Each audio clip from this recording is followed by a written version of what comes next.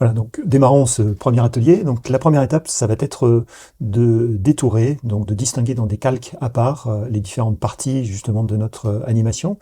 Donc nous allons partir de cette photo que j'ai récupérée sur Pexen, et l'idée va être de séparer à la fois le sujet et la partie ici de premier plan. On va ensuite eh bien, dissocier également cette zone que vous avez là. On va dissocier également la partie de gauche, l'arrière-plan également de la montagne du fond, et puis également le ciel. Voilà, donc au final, vous aurez un fichier Photoshop avec les sources justement que je décrivais à l'instant. Vous aurez en fait à la fois l'image d'origine séparée du sujet principal. Voilà, l'image de départ, elle est là. Donc on va essayer de trouver une solution justement pour faire disparaître le sujet.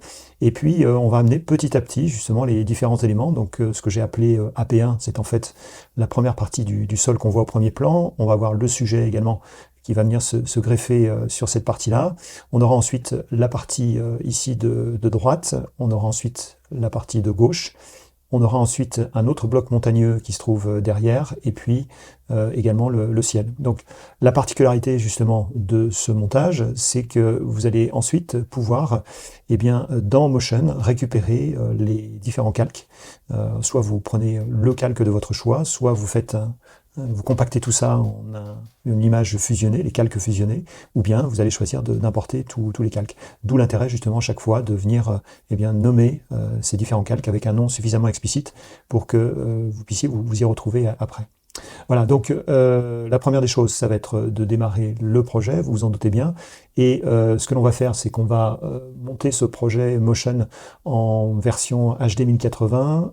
Par contre, on va essayer qu'on va tirer un peu dans l'image, on va essayer de monter cette image source en format 4K. Donc on va faire un nouveau document.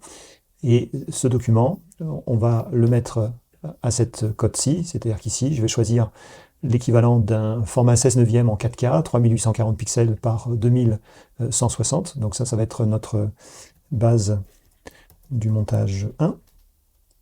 Et on va laisser à 140 pixels par pouce. Ici, ça n'a pas forcément beaucoup d'importance. On est dans un mode colorimétrique RVB en 8 bits. Tout ça, c'est des réglages par défaut que vous allez trouver dans Photoshop. Voilà, donc rien de bien sorcier. Alors, je prends Photoshop parce qu'il fallait bien en prendre un. Par contre, si vous aviez Affinity Photo, vous pourriez aussi fabriquer en fait cet élément, en sachant que depuis Affinity, vous allez pouvoir exporter en format PSD, le format Photoshop, le format Affinity Photo n'étant aujourd'hui pas reconnu par Final Cut ni par Motion. Donc il faudra absolument que vous exportiez en PSD, en Photoshop. Voilà, donc on va démarrer ce format 4K et on va avoir besoin, eh bien, tout simplement d'importer cette photo. Alors comme je l'ai déjà ouverte, moi, je vais pouvoir prendre le calque qui est là et venir le déposer tout simplement sur le document. En l'occurrence ici, on va avoir une couverture globale de l'image, sachant que si vous aviez, pour des raisons X ou Y, eh bien, un format beaucoup plus petit que ce format 4K, eh bien, vous pourriez retravailler cela avec notamment l'IA générative qui est présente dans Photoshop. Voilà, et donc ça, vous auriez par exemple, si vous aviez un ratio un petit peu différent, là je vais venir dézoomer, je vais venir centrer un petit peu l'image, voilà.